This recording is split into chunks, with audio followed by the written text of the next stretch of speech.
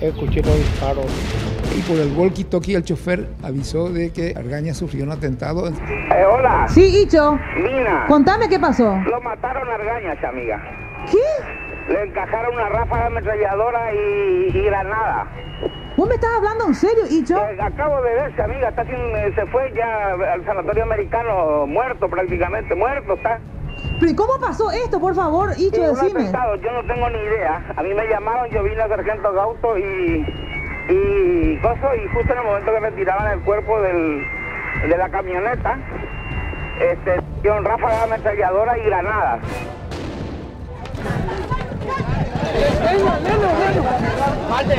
Fueron varios días de incidentes.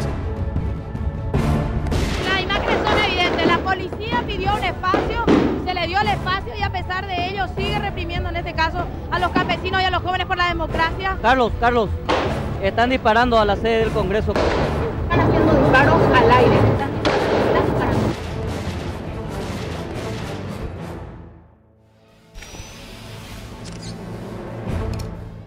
Bienvenidos a la segunda parte de Escena del Crimen del asesinato de Luis María Argaña. Esto pasó en el programa anterior. Hoy vamos directamente a las consecuencias. ¿Qué tanto se dijo sobre el asesinato del doctor Argaña en aquel entonces? Se manejaban muchas hipótesis con respecto a si estaba muerto antes y no. Esto se decía en aquel momento.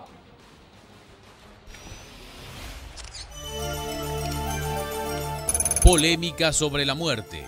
Varias hipótesis saltaron a la luz pública tras el magnicidio. Entre ellas, que supuestamente el ex vicepresidente habría muerto mucho antes del atentado.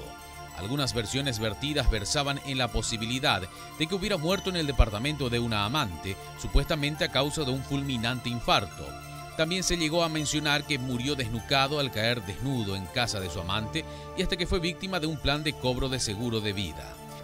Se habló asimismo de que había muerto de cáncer, versión que también fue investigada dentro de la causa. Se solicitó la historia clínica del doctor Argaña y se comprobó que se encontraba en perfecto estado de salud en el momento de ser asesinado.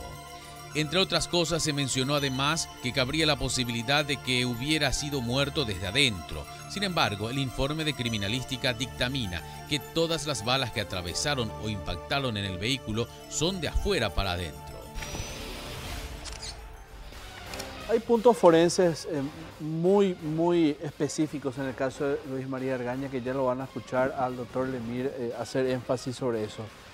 ¿Qué es lo que se tiene o se contaba en aquel momento para determinar que a Argaña lo mataron en ese mismo instante, aquel 23 de marzo de 1999, que no falleció horas antes, un día antes o días antes?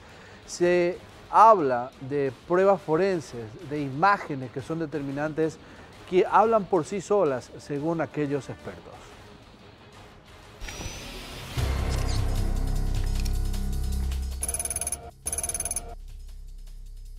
De hecho, a mí personalmente no me tocó participar de ese proceso, ni el procedimiento.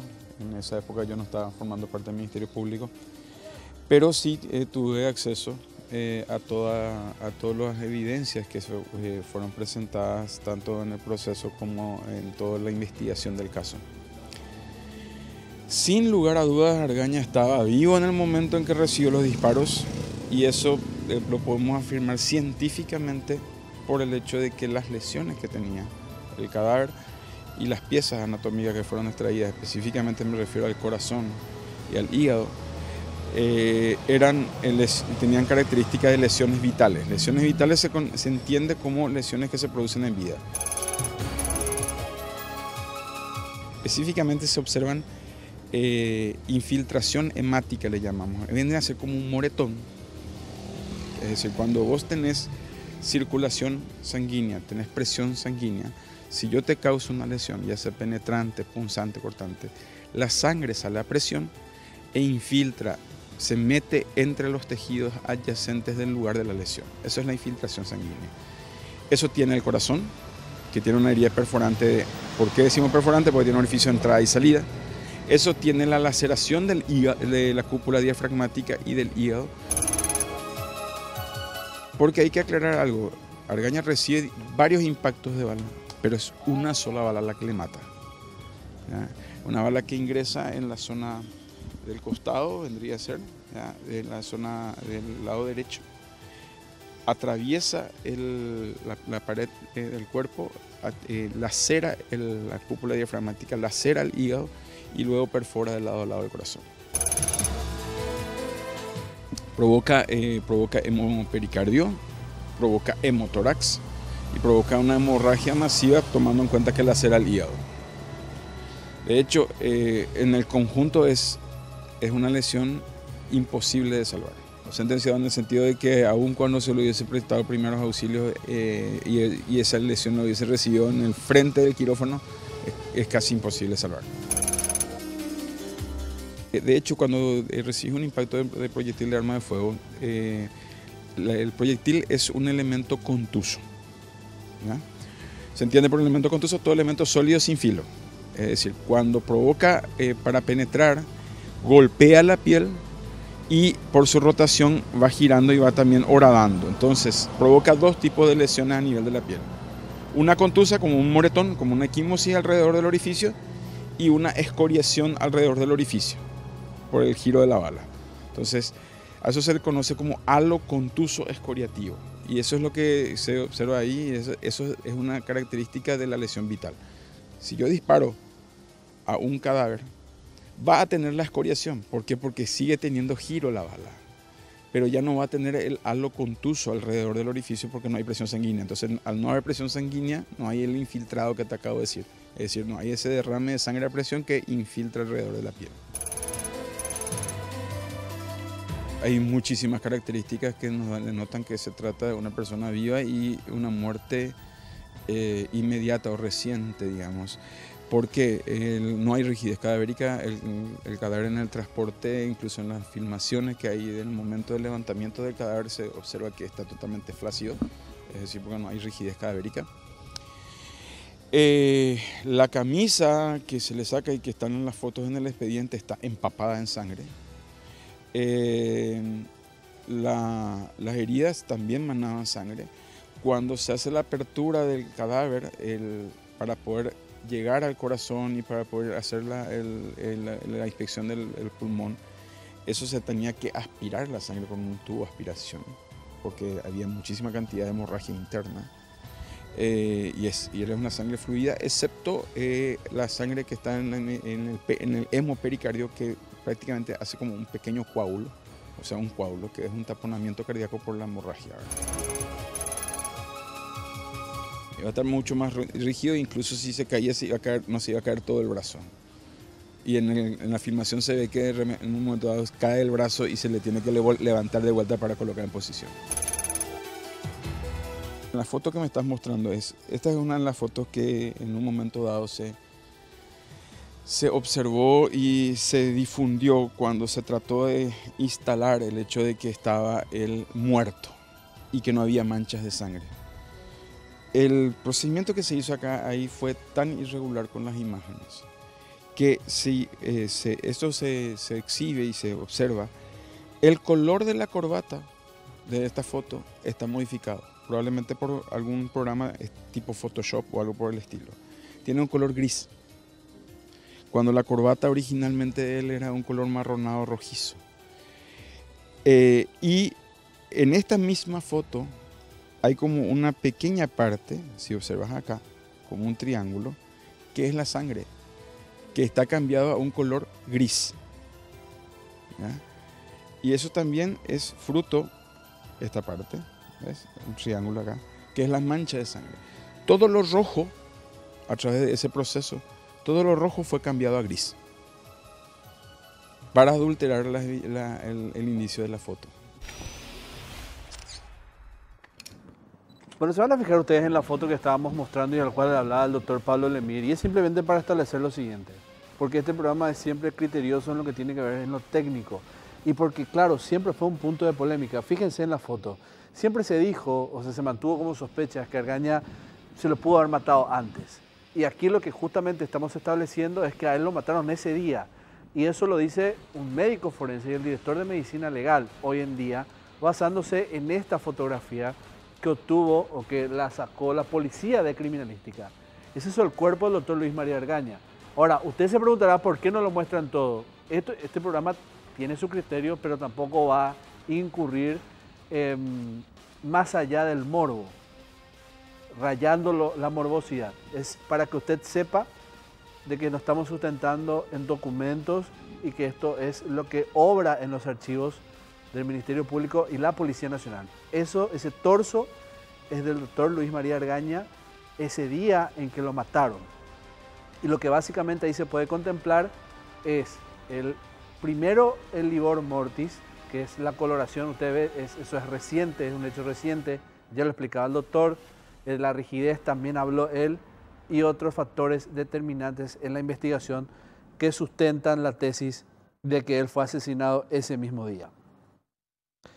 ¿Cuáles fueron las consecuencias de este magnicidio?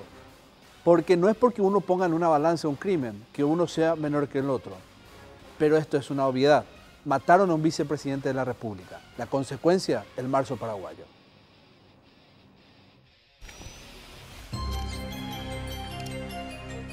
Las consecuencias del magnicidio. Un llamativo movimiento fue realizado por el ministro de la Justicia Electoral de entonces, Carlos Moyoli, quien hizo formal una convocatoria a elecciones de vicepresidente alrededor de las 10 de la mañana de ese mismo día, incluso antes de saberse a ciencia cierta si Argaña había fallecido. Fue muy llamativa. Yo suelo hablar con Moyoli. Según él, no se firmó ninguna resolución, sino simplemente a él le dijeron prepara una resolución, un borrador, porque hay que convocar a elecciones. Bueno, es lo que él dice, ¿verdad?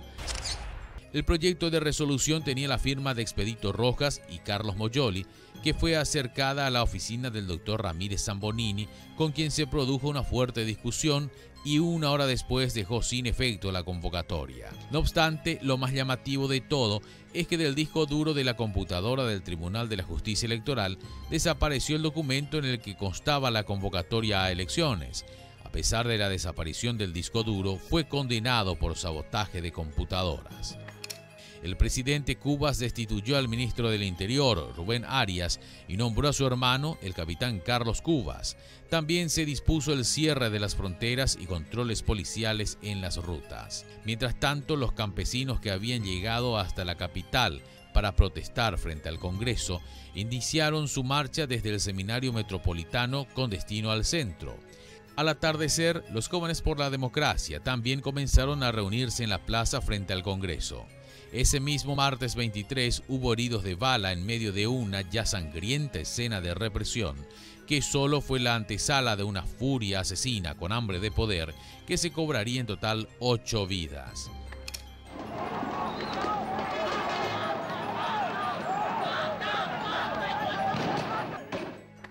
Los defensores de la libertad pretendían llegar frente al Palacio de Gobierno, pero fueron reprimidos por la montada y los cascos azules, los policías que respondían a la línea política de Oviedo. Y estábamos en la plaza frente de el Cabildo, ese era el Congreso, o sea, el Senado. Y estábamos ahí con los campesinos, la mitad hacia diputado, que ahora el Congreso está la gente del Lino Oviedo. Y la otra mitad hacia la catedral, los campesinos. Y en el medio dividía los cascos azules, de punta a punta la plaza. En el medio de los dos grupos. De los dos grupos. Y nosotros recorríamos ahí en el medio, todos los medios de prensa. Unos campesinos en el centro, mismo en el medio, sale y grita al ataque. Yajá, super, yajá, ya ataca al ataque. Ese fue todo lo que yo escuché. Y ahí empezó todo el... Una heroica resistencia civil fue la gesta en la que con sangre se escribió parte de la historia de la consolidación de la democracia de nuestra tierra. La fortuna es que obviamente la unión ciudadana fue tan grande en donde yo creo nadie pensó 2 segundos en que podía perder la vida en esos sucesos. Todos estábamos como si fuese que no pasaba nada, que era nada más gases lacrimógenos y que era un ataque leve. Nosotros tuvimos que refugiarnos algunos en el Senado, que es el Cabildo, en la azotea, vamos a ir ahí arriba. Y de ahí se veía todo cómo quitaban los pisos. Y con eso se enfrentaban.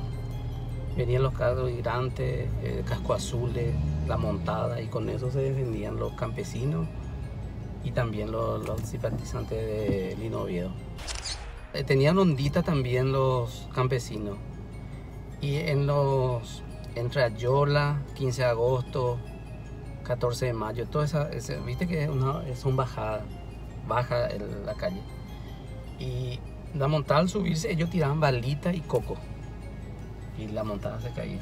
Y ahí le tiraban con piedra, palo a los policías, a los caballos, porque ellos querían llegar al Palacio de Gobierno. Y en Ayola fue lo más fuerte, el enfrentamiento entre campesinos y montada. Álvaro Vargas fue uno de los primeros detenidos. Un casco azul le disparó a quemarropa con una escopeta cuando intentaba impedir que una manada de policías arremetiera brutalmente a un manifestante en el piso. Sucedió en un momento, en uno de los tantos ataques de la policía, pues eso yo quiero aclarar, en ningún momento la policía fue atacada, sino fueron ellos quienes atacaron. Yo me perdí del grupo de amigos y iba detrás de ellos a buscarlos cuando yo vi que lo empezaron a golpear a este joven que se llama Roberto Stark. Yo ya lo conocí, es el hermano de Manfred Stark. Y la manera brutal que lo estaban golpeando realmente fue un instinto para mí ir a tratar de ayudarlo, ir a tratar de socorrerlo, porque la manera que lo estaban golpeando era completamente descontrolada y yo veía que él estaba yerto en el piso, estaba inerte. No reaccionaba, entonces, y como lo seguían golpeando, mi intención era tratar de sacarlo de ahí o cubrirlo y posteriormente ver en qué estado lo habían dejado, ¿verdad? Si es que él necesitaba ser inmovilizado para un traslado, si es que tenía alguna hemorragia profunda, pero no me dejaron llegar porque me dispararon, ¿verdad? Primero me dieron como 8 cachiporrazos, ¿verdad? Y posteriormente me dispararon y me volvieron a meter otros golpes. 24 de marzo de 1999. En paralelo, en la mañana del 24 de marzo, la Cámara de Diputados convocaba a una sesión extraordinaria para tratar el juicio político a Raúl Cubas Grau, donde de los 73 presentes, 49 votaron a favor del proceso y 23 en contra. Al mediodía y ya con el juicio político sobre sus espaldas, Cubas anunció que ordenó el arresto de Lino Oviedo, pero pocos minutos después, el exmilitar se jactaba de haberse presentado voluntariamente. Vuelvo a ratificar, he venido de motu propio con mi abogado para aclarar la situación jurídica y tener conocimiento toda la comunidad nacional e internacional. Muchas gracias. Pregunta jurídica. Ese día fallecía el guardia que acompañaba a Argaña, el suboficial Francisco Barrios. Pero aquí no iba a terminar todo. Faltaban aún días de mucha violencia, de mucho sentimiento encontrado, de aún mucho que decir y mencionar. Más personas cayeron en Plaza de Armas en aquellos días de mucha violencia.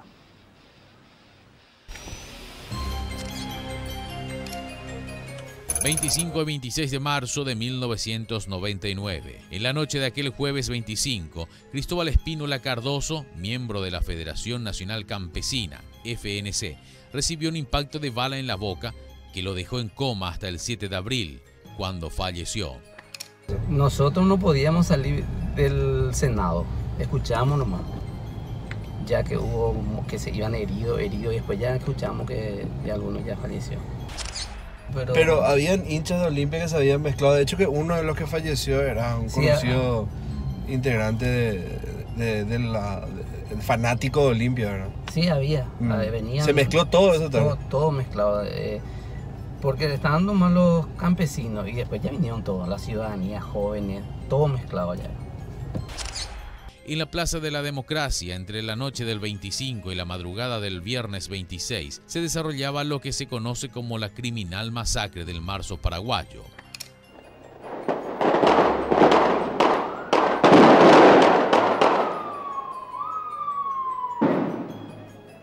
Manfred Stark González, de 28 años, Víctor Hugo Molas, de 37, Armando Espinosa, de 36, José Miguel Zarza, de 25 años, Henry Daniel Díaz, de 20, y Tomás Rojas, fallecían en aquel episodio donde los principales asesinos fueron Walter Gamarra, funcionario estatal, grabado en video en el momento en que disparaba a los manifestantes, además de otros francotiradores escondidos en la altura de los edificios de la zona. Carlos, sí, están disparando a la sede del Congreso, Carlos. Estamos, escucharon, y nosotros estamos todos agachados. Estamos todos agachados porque impactaron balas muy cerca de nuestro César. Aparentemente es así y yo no sé si tengo la impresión nomás, pero alguien parece que respondió también.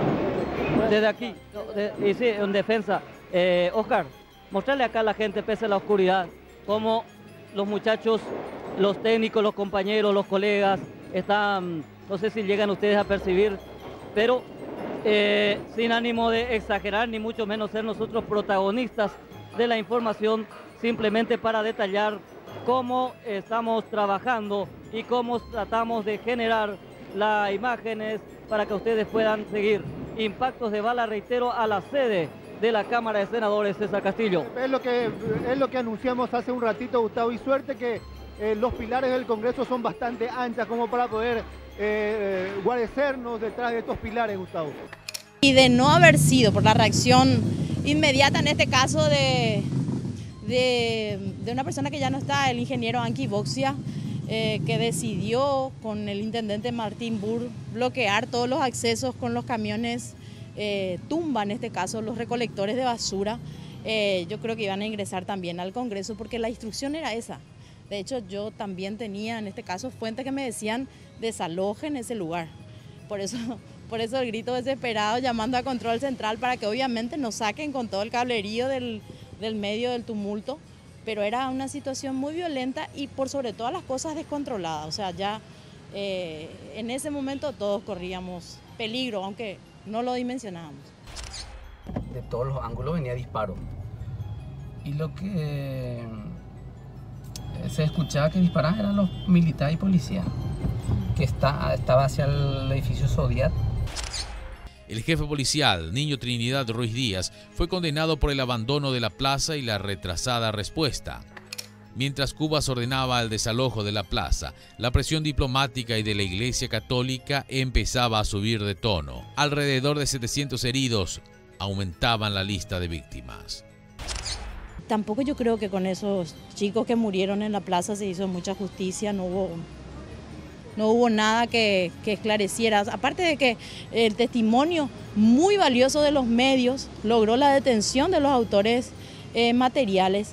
Yo creo que también en ese aspecto la justicia dejó algunos espacios muy vacíos, ¿verdad? La renuncia y el exilio.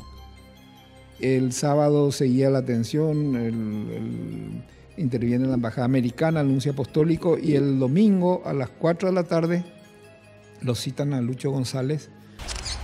Ante la desatada guerra civil, el presidente de la República no tuvo otra opción más que renunciar, poniendo un punto final a la triste pero gran contienda en defensa de la democracia.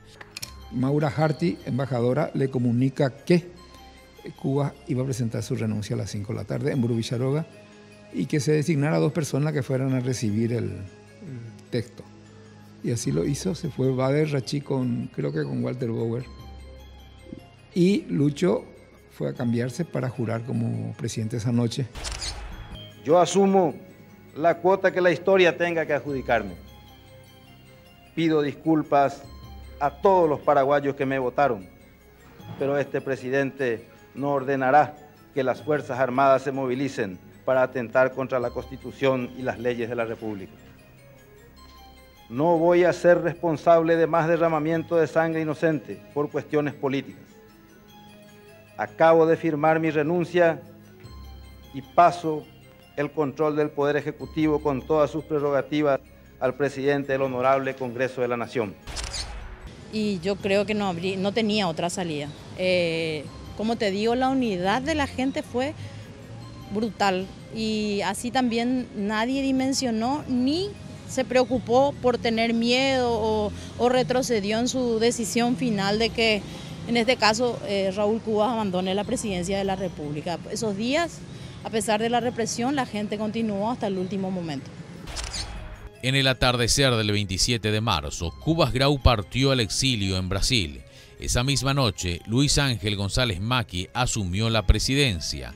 Un año más tarde, fallecía la última víctima del criminal marzo paraguayo, Alfredo Paredes.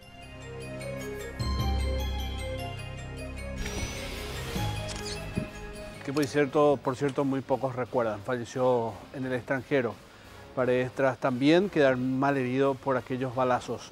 A la vuelta, ¿cómo comienza esta historia muy enturbiada, muy oscura, a tomar los primeros ribetes de investigación? ¿Qué tanto se dijo? Los testigos falsos, todo. A la vuelta del corte, aquí en Escena del Crimen.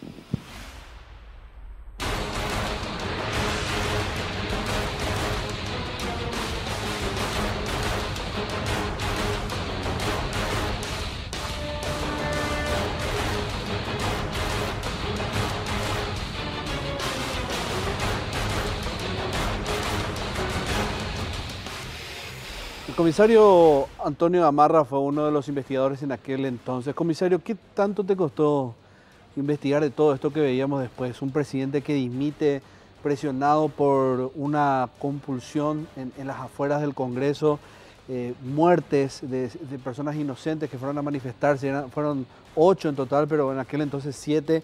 El caso del magnicidio, un caso pesadísimo.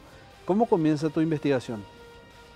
Bueno, cuando ocurrió el magnicidio, un grupo de policías que estábamos a cargo del Departamento de Automotores, estábamos en Bolivia.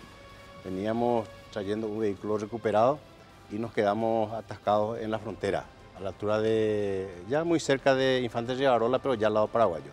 Escuchamos la noticia a través de Radio Paipucú. Más o menos 3 o 4 días después logramos salir y vinimos. Escuchamos la noticia y vinimos a Asunción. Había cambio de jefe, toda la cúpula era totalmente nueva. Y el comandante Niño Trinidad, que estaba todavía al mando, saca una lista de oficiales, entre las cuales yo estaba figurando, para investigar este crimen. Pero ¿qué pasa? A los pocos días hubo cambio también del comandante y el ministro de aquel entonces, Walter Bauer, dispuso el traslado total del personal de automotores. Tal es así que fui a parar a una comisaría, la comisaría primera metropolitana, donde estuve casi un poquito más de un mes. Ahí en Sajonia. En Sajonia. En ese momento había, o sea, los investigadores, aparecieron los testigos. Me acuerdo que había varios frentes. Estaba acusado por un lado Coco Villar, no sé si recordás Coco Villar. Esa información trajo un informante que era a todas luces era una mentira lo que estaba diciendo. ¿Pagaron para que diga eso? No, pero había ofrecimiento de dinero también, entonces con esa esperanza aparecieron los testigos falsos. Claro. Apareció Condorito Aguilar con una historia fantástica también. Y había mucha gente inocente detenida. Yo estaba en la comisaría primera, figuraba todavía en la lista de investigadores, pero ya no podía hacer nada, se había destartalado, se desarticulado totalmente el grupo de investigadores. En ese momento me llama una persona que solía colaborar con información, pero información siempre certera. Y estaba un tal Aníbal Jun, que era conocido comerciante de vehículos Mao en aquella época. Sí. Estaba en Tacumbú, acusado de haber vendido porque el vehículo con el que se perpetró el atentado, un Fiat Tempra, era nuevito, casi del año, que se había quemado a unas cuadras del lugar del hecho. Él era sospechoso porque había vendido un vehículo parecido y él no pudo determinar a quién le vendió. En ese momento aparece esta persona, me pasa la información, que tenía información de que tenía datos de una persona que él mandó a arreglar el vehículo para vender. Entonces dio los datos de esa persona. Estaba el comisario Roque Godoy en la brigada de la comisaría cuarta en ese momento. Él es mi camarada. Entonces, por confianza, yo le llamé a él y él se fue a prender a esta persona. Esta persona estuvo procesada, pero nunca fue condenada porque colaboró en toda la investigación. Él publicó ese auto, publicó para la venta. Rudy Monjes. Héctor Rudy Monjes. Héctor Rudy Monjes publicó para la venta y no recordaba el nombre de la persona. Pero entre sus anotaciones logró rescatar un número de teléfono que le había dado. Entonces se averigua el número de teléfono, le correspondía a una conocida estafadora, una mujer con antecedentes judiciales por estafa, Estanislada Dávalos. Estanislada Dávalos fue detenida y ella en su poder no se encontró el teléfono. En aquellos tiempos no se utilizaba todavía el chip, el teléfono venía con el número. Sí, entonces, pero ella sabía de quién era el número. El número era de Constantino Rodas. Y ahí empezó la investigación, el hilo de la investigación. Con ahí Constantino Rodas fue capturado y ahí se supo quiénes eran los actores materiales. Fidencio Vega Barrios, Luis Alberto Rojas y Pablo Vera Esteche. Sobre el punto, ¿podemos ver los cruces de llamadas, por favor? Vamos a ver, porque todo está relacionado con, hablemos de Reinaldo Servín. Él es con Pablo Vera Esteche el autor confeso de estos crímenes. Ahí le vemos a Reinaldo Servín los números de teléfono que usó. Dos de aquel entonces, una línea... Tengo entendido que Reinaldo Servín nunca confesó nada. El que sí confesó todo es Pablo Vera Esteche. Bueno, este se comunica con Lino César Oviedo en 9 oportunidades. El 24 al 28. El 24 de enero, dice acá, al 28 de marzo del año 99. También con Víctor Galeano Perrone, que supuestamente fue uno de los que dicen autor intelectual, según esto, los rumores de investigación, se comunicó en 3 oportunidades entre el 3 de enero y el 9 de abril del 99. Constantino Rodas, que es al quien llegaste vos. Ahí comienza todo. No, yo no llegué, yo pasé la información. Bueno, pasaste... Ahí ya agarró. El jefe de esa investigación era el comisario Aristides Cabral. Y ellos le capturaron a Pablo Vera Esteche y Pablo Vera Esteche hizo una declaración ante el juzgado. Hay que tener en cuenta que en ese momento se estaba cambiando el código procesal, el código penal. Ante un juez. Y era ante un juez. 86 oportunidades de comunicación de Constantino con Reinaldo Servín y Pablo Vera. Luis Rojas, 66 oportunidades. Siempre hablamos de los primeros días de enero a marzo. Y Fidencio Vega en 4 oportunidades entre el 16 y el 17 de marzo del 99. Hay que tener en cuenta que Pablo Vera Esteche nunca salió del país. Los que sí salieron del país son Luis Alberto Rojas y Fidencio Vega Barrios y se fueron a Buenos Aires. Ahí, una vez que se les terminó el dinero, ellos continuaban haciendo golpes, asaltos y en una de esas quedaron detenidos. Quedaron detenidos en una comisaría provincial y estaban tratando de arreglar cuando nosotros detectamos nuevamente dónde estaban, porque ellos estaban pidiendo dinero acá en Paraguay. Se detectó eso y con la Policía Federal se allanó la comisaría y se logró nuevamente la detención de ambos. Pero ya en sede de la Policía Federal. De la Policía Federal ellos se fugaron. Y Luis Alberto Rojas se fue a Bolivia. En Bolivia nosotros nos fuimos nuevamente detrás de él y de ahí a Ciudad del Este, donde fue detenido. Nosotros le detuvimos en Ciudad del Este. De Ciudad del Este hasta acá él absolutamente nada dijo. Una última pregunta. 20 años pasaron. ¿Te convenció esa investigación que se hizo? Pero te pido que sea lo más sincero y honesto posible. Porque teníamos una policía, muchos decían involucrada con el oviedismo, se había descubierto cosas del oviedismo dentro de la propia comandancia de la policía, un niño Trinidad muy cuestionado. Bueno, ¿tenés dudas todavía? Yo te voy a decir una cosa, que inclusive a nosotros nos cuestionaron de ser oviedistas, porque la camioneta que nosotros estamos trayendo de Bolivia era de un muy cercano dirigente oviedista en ese momento, que era el diputado Clemente Barrios. Bueno, entonces a raíz de eso ellos nos tildan de oviedistas y nos trasladan, desarticulan la división de automotores. Y es difícil tener una plena confianza en eso porque aparecieron muchas mentiras. Condorito Aguilar, pero que los autores materiales fueron Pablo Vera Esteche, Fidencio Vega Barrios y Luis Alberto Rojas, no hay ninguna duda. ¿No te queda duda de eso? Ninguna duda. Que el doctor Luis María Gaña fue asesinado en ese lugar, no hay ninguna duda. Ese mismo 23 de marzo. Ahí murió un oficial de policía. Ahí quedó gravemente herido el chofer. O sea que ¿quién va a estar montando semejante escena donde se está jugando con vidas humanas? Y hay que tener en cuenta que hay un prófugo en este caso. El único prófugo, el autor material, es Fidencio Vega Barrios, que estaría hasta ahora en Buenos Aires. Gracias, comisario Gamarra, por su tiempo y siempre los datos que aporta. El Fiat Tempra, ese vehículo es el disparador de toda la investigación, porque a partir de ahí inicia todo.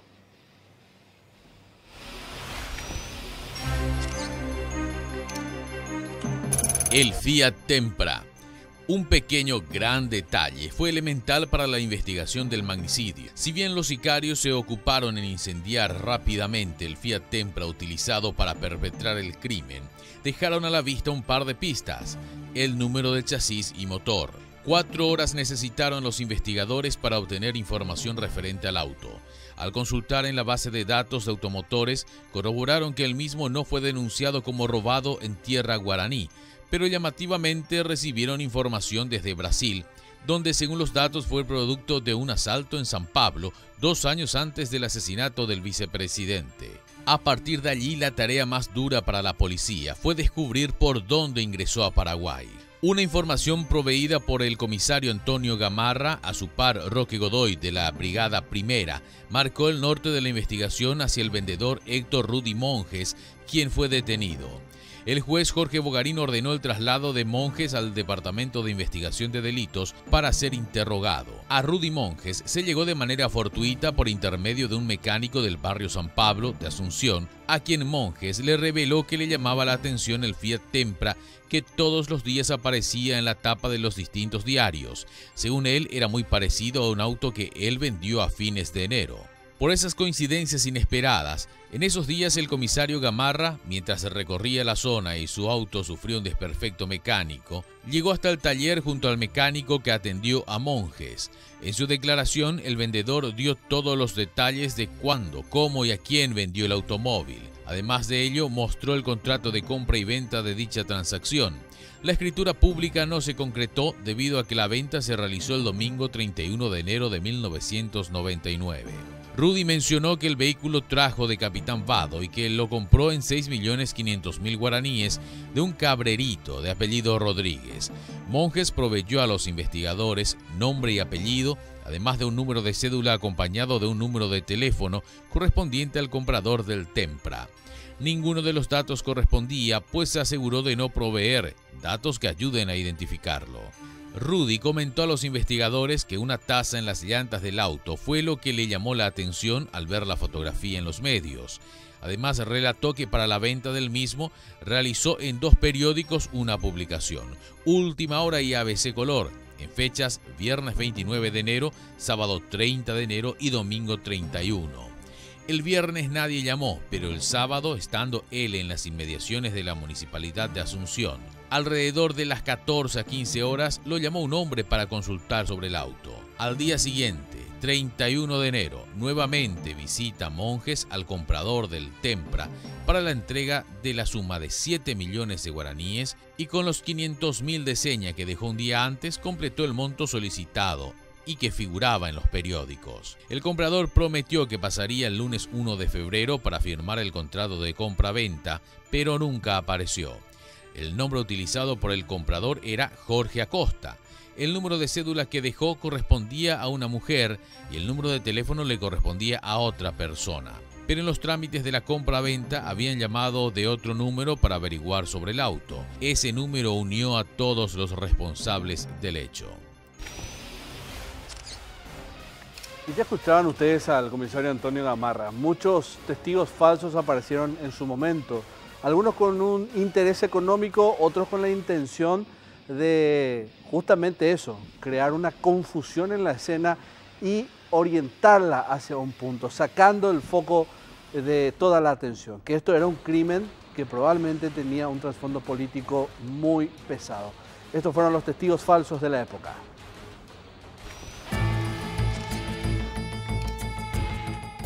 Los testigos falsos. Varios personajes que supuestamente intentaron desviar la atención de las pesquisas salieron al paso de los investigadores.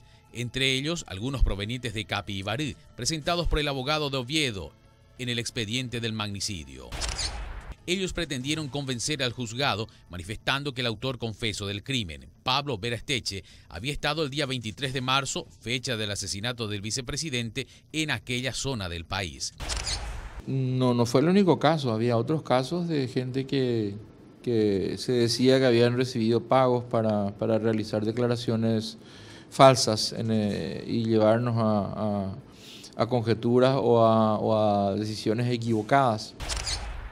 Sin embargo, uno de los más famosos testigos falsos fue Gumersindo Aguilar, quien supuestamente ordenaba a militares en los cuarteles y pescaba desde el yate presidencial, y además actuaba como falso fiscal y bajo amenazas extorsionaba a choferes con autos MAU, a quienes obligaba a entregar dinero con la promesa de no ser procesados.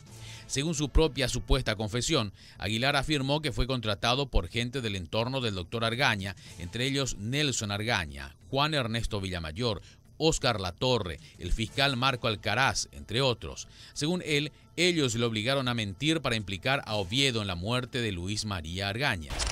Hay una entrevista que se le hizo a la viuda de Gumersindo Aguilar, donde ella te responsabilizó a vos, a Latorre y otros de supuestamente haber pagado por el famoso testigo falso que era su esposo. Lo cual es rigurosamente falso. Terminó siendo ella narcotraficante, terminó ella estando vinculada con el tráfico de drogas donde estaba Gumersindo Aguilar. Gumersindo Aguilar era un traficante de la zona. Él vino un día con la idea de que él era testigo de una determinada actuación. Porque en realidad él viene de la mano de una comisión de investigación parlamentaria. Lo traen en el momento que llegamos al gobierno. Nos dicen, fíjense en este testimonio. Y ahí aparece un testimonio que involucraba a un montón de gente que 20 o 30 días después se descubrió que era todo falso. Y en ese momento quedó él absolutamente desconocido. Allá viene la viuda y pide plata. Y se le niega. Y allí viene la molestia de la viuda y sale a hacer una declaración que no tenía ningún fundamento. A cambio, le ofrecieron un salario de la presidencia de la República como electricista, pero luego de su confesión, supuestamente le efectuaron pagos semanales o mensuales a través del Ministerio de Obras Públicas, cuando fungía como ministro José Alberto Planás, o de pagos personales por intermedio de Óscar Latorre, Alcaraz o el ex juez Bogarín. El testimonio era mentiroso. Nunca se le dio nada a Gumersindo Aguilar. Cuando salió esa situación, en la parte administrativa, alguien le contrató, creo que como electricista, ¿verdad? Pero no, eso no dependía de mí. Y la declaración de Gumersindo Aguilar, incluso yo recuerdo que el propio Nelson Argaña, que el que estaba coordinando el tema, era ministro, me dice un día, no lo traigan a este tipo porque es falso, es testigo falso. Y me consta que el juez, que creo que era Jorge Bogarín, no utilizó nunca el testimonio de Gumersindo Aguilar. Un autor confeso, un hombre que dijo cuánto costó el magnicidio, un hombre de la polémica también, porque mucho se cuestionó lo que dijo. Pablo Vera Esteche conversó con Escena del Crimen y este es su testimonio.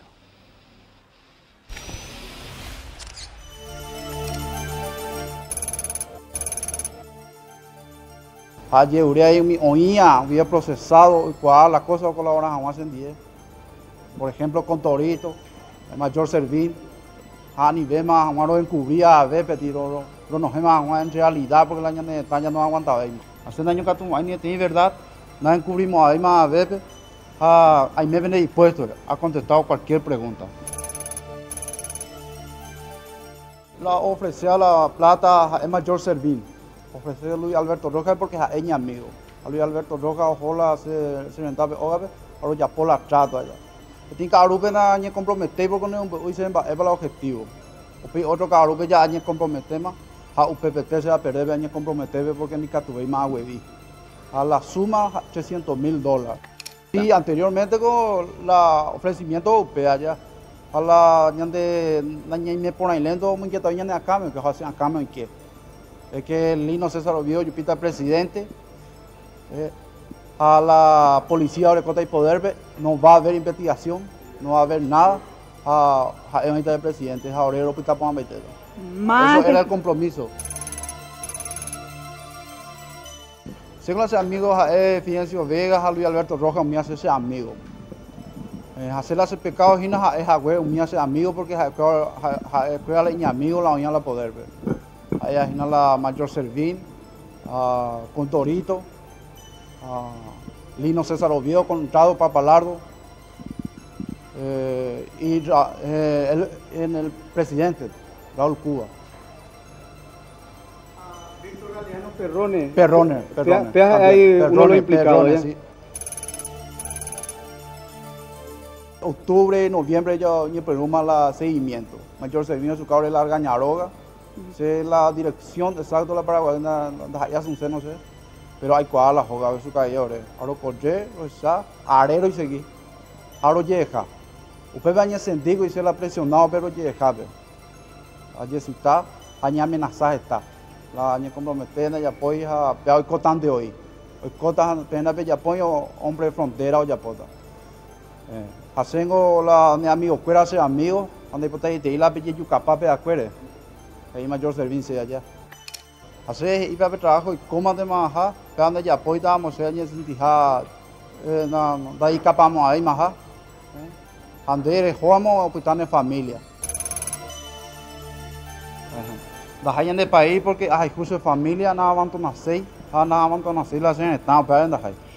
Justamente hay justo ya porque en el gobierno anterior se han amenazado, han sentido amenazado, no hacer la oveja, entonces ya podemos. Específicamente la se amenazada Mayor Servín, guiado por el señor Lino César Oviedo. Es porque ahí era todo el día Este es el Pablo Vera Esteche de aquel entonces y el Pablo Vera Esteche de hoy. Pastor, construyó una iglesia o al menos administró, buscó para esto tras su salida de la cárcel, luego de cumplir 14 años de condena por este magnicidio.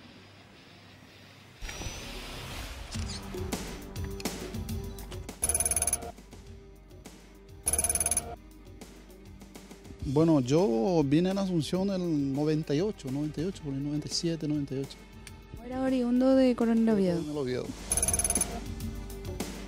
Porque yo soy campesino, ¿verdad? Yo soy campesino. Nunca hablé castellano, ¿verdad? Y cuando vine acá a la Asunción ese era un tropiezo para mí, un problema para mí. Y bueno, y cuando caí preso es más problema. ¿Por qué? Porque en aquel tiempo se tenía que declarar en castellano, ¿verdad? Y yo no podía declarar. Entonces tenían que traer un traductor para que traduzca mi declaración porque yo declaraba en guaraní. Pero hoy en día estoy aprendiendo a hablar en castellano, con alguna falta de coma, pero estoy aprendiendo. Y cuando salí hace 6 años, yo estoy afuera, hace 2 años que me liberté por completo. Salí libertad condicional hace 6 años. Yo no tenía trabajo. Tenía trabajo, salí, me desesperé porque mi tinte de cristiano ya no me permitía delinquir, ¿verdad? Y eso es un pacto que tuve con el Señor, con mi familia que nunca me abandonó. Pero no había puerta abierta para mí, por mi antecedente, ¿verdad? Y me desesperé. Y después empecé a trabajar propiedad ajena, a limpiar con machete, prestado. Empecé a trabajar por las calles, arreglando las calles. Así empecé. Comenzaste de cero prácticamente. De cero. Estamos hablando de cero. Yo no sé si la familia tiene esa autoridad de atajar o de dar libertad, no sé, ¿verdad? Pero sí, yo muy temprano, yo ya pedí perdón a ellos. No tan solo a la familia, sino yo pedí perdón a la justicia, yo pedí perdón al pueblo, yo pedí perdón a todo. Hasta hoy sigo pidiendo perdón. Si a mí me llaman en una iglesia, lo primero yo comienzo mi predicación es con un perdón, que me perdone porque en algún momento habré dañado a alguna persona. En realidad ese era, si podemos decir entre comillas, era mi trabajo, era asaltante, nosotros éramos asaltantes, yo no era sicario, nosotros no éramos sicarios, éramos asaltantes y sí, esa escopeta nosotros conseguimos en un asalto de un surtidor. Es así, porque era ese nuestro trabajo en aquel tiempo. ¿Ustedes los habían reclutado de Coronel Oviedo? Sí, a mí me trajeron de Coronel Oviedo. Mucho antes. No precisamente para el magnicidio, sino que yo estaba ya delinquiendo con ellos. Toditos éramos socios, éramos asaltantes, sí. Argaña murió cuando ustedes le atacaron. Categórico. Argaña murió, Argaña habló, yo siempre. Sí, él nos habló a nosotros, él dijo, no me maten. En guaraní habló, ni ese yucase. ¿Por qué? Porque nosotros éramos militares. con vestimentas militares, por eso nos trató como su hijo, ¿verdad? Y ahí él murió. Porque la gente, la mayoría, no todo, por supuesto, ¿verdad? Muchas personas, inclusive aquellas personas que hicieron manifestaciones y eso, me gritaron como un mentiroso, no como asesino. Y eso me llamaba mucho la atención, ¿verdad? Porque yo esperaba que, no es que quería que me llamen asesino, ¿verdad? Pero yo esperaba eso de la gente. Pero ellos me gritaban que es mentiroso, mentiroso. Y me llamaba mucho eso la atención, porque yo dije la verdad. Pablo Erasteche, ahí lo ven. 14 años de condena, 20 años después, él convertido, según asegura, a pastor evangélico.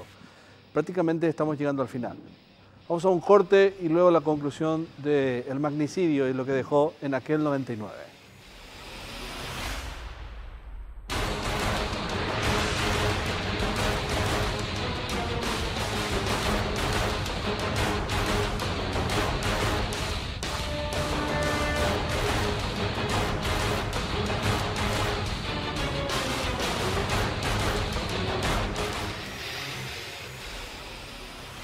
Pablo Erasteche, autor confeso del atentado, condena a 18 años de cárcel, fue beneficiado con libertad condicional en el año 2013. Mientras los otros presuntos autores, Constantino Rodas y Luis Alberto Rojas, fueron condenados a 25 años de prisión. Entre los investigados, 2 de ellos no llegaron a ser procesados. Uno de ellos debido a que murió mucho antes de ser detenido, quien era José Coco Villar. El otro, que nunca llegó a ser capturado, no obstante, hasta nuestra fecha no existen condenas en torno a los autores morales del magnicidio. A este se refiere esta última parte a quien hasta hoy día sigue prófugo de este hecho. El otro final de todo esto fue el de Lino César Oviedo. Murió, muchos dicen sin culpa y pena, porque no se pudo probar la autoría moral, la autoría intelectual del magnicidio. A él se lo sindicó en las sospechas como el instigador del asesinato. Fue sobreseído definitivamente del caso tras años de estar prófugo de la justicia. Paradójicamente, un 2 de febrero del año 2013 murió de la peor forma a las 20:45 cuando un helicóptero Robinson cayó cuando intentaba él desplazarse porque tenía que cumplir con un compromiso a consecuencia de un mal tiempo y de haber sobrevolado con un helicóptero que no tiene instrumentos por la noche, y fue así que pereció. Una muerte realmente horrible la Oviedo en aquel entonces. Les decía al principio, este caso nunca va a tener a toda una colectividad opinando de la misma forma. No siempre va a tener a todos los paraguayos opinando en el mismo sentido. Hasta hoy día sigue dividiendo la opinión pública. Hay quienes creen que Argaña no murió ese 23 de marzo de 1999 y hay quienes aseguran que sí lo mataron ese día y que fue Lino César Oviedo. Y otros que dirán que adversarios de ese mismo grupo que quería a otro presidente en el poder fue el que lo mató. Lo cierto es que los archivos de la época no mienten. Las imágenes no mienten. Y aquí no hay maquillaje, ahí no hay un maniquí, ahí no hay otro cuerpo. Ese era Luis María Argaña, el que aparecía en esas fotos que sirvieron de mucho para un esclarecimiento de ese caso. Pero eso sigue dejando huecos en la historia democrática de nuestro país. Pero eso es otra cosa, ese es otro punto. Esperamos que haya sido de satisfacción suya, al menos desde el punto de vista policíaco, el recuento del magnicidio de Luis María Argaña. Nos encontramos en el próximo capítulo. No se olvide, los sábados a las 11, la reiteración por Unicanal. Muchas gracias a los amigos de Óptica Garrón siempre por estar conmigo y acompañándome con los mejores lentes. Aprovechen, váyanse ahí a Cerro Corá y Tacuarí. Hay muy buenas ofertas, así que muchas gracias siempre por el apoyo. Nos reencontramos la próxima semana. Adiós.